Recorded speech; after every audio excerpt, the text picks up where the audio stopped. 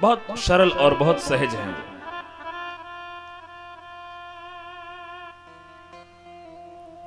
महाराष्ट्र के हैं, पूना के।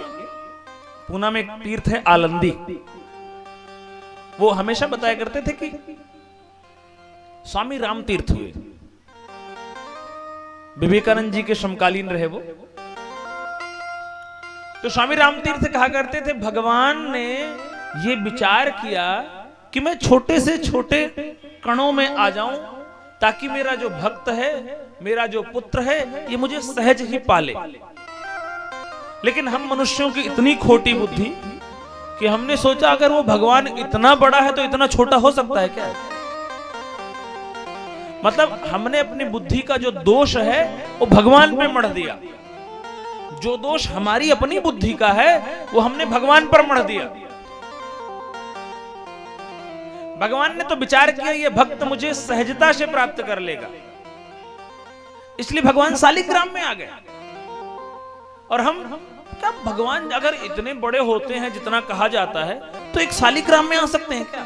भैया वो भगवान हैं, वो इतने बड़े हो सकते हैं कि आप कल्पना नहीं कर सकते हो, और इतने छोटे हो सकते हैं कि आप सोच नहीं सकते हो।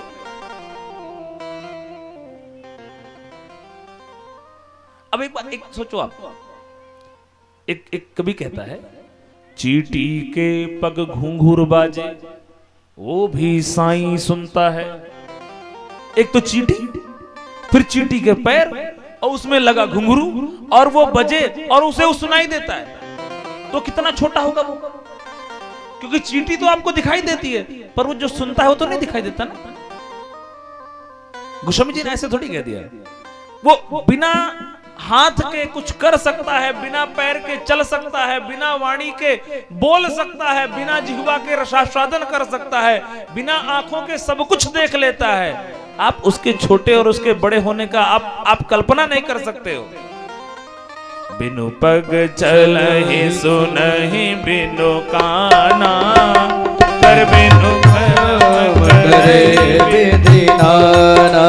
बिनु पग चलहि सुनहि बिनु काना, पर बिनु कर्म करे विधि नाना। आनन रहित सकल रस भोगी, बिनु बाणी पगता बड़ जोगी।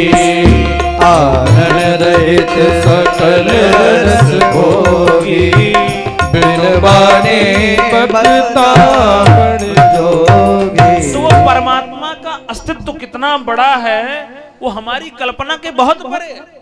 हम उस परमात्मा को एक शारीरिक कल्पना में लाके खड़ा कर देते हैं। हम शरीर की कल्पनाओं में सिर्फ परमात्मा को लाके खड़ा कर देते हैं। हम अपनी दूषित भावनाओं को परमात्मा के साथ जोड़ देते हैं कि हमारे जैसे ही तो हैं, उनमें भी तो इतने सारे विकार होंगे।